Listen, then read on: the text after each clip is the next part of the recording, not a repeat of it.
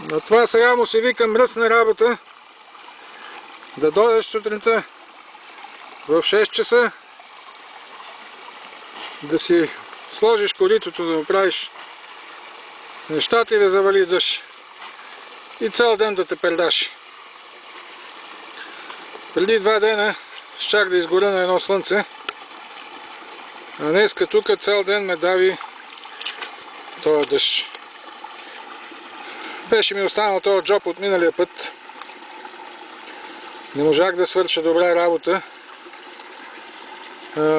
Една от причините кирката ми се беше много заоблила, станала като зърло на прасе. Нищо не копая, само ме мъчи. Ама днеска съм довел тук една усойница друга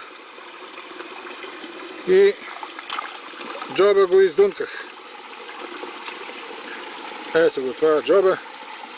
Сутринта водата беше половин цол.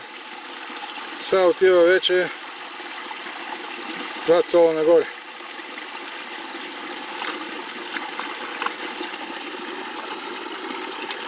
Ми мия сега до злато, защото съм по-мокър от черан.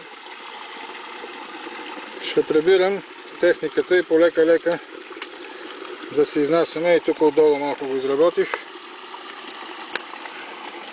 Да се изнасям, че и колата е далече.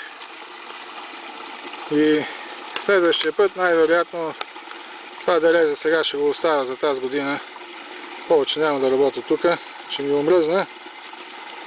Най-вероятно следващия път ще съм с комбинираната драга, да видя кога ще намеря време. И ще дигна малко цолажа. Ще пусна 2 цола, че ще забравя вече как се работи с тази техника. Еми това е за сега. Ще видите вече с комбинирана драга какви възможности има, какво може да се направи с нея, как се работи, на какъв воден поток, какво злато фаща, къде го държи и така с повече подробности. Как се тества драга също. Говорим за истински тестове, не за някакви измислени начини и така. Еми за сега толкова. Хайде, до нови срещи.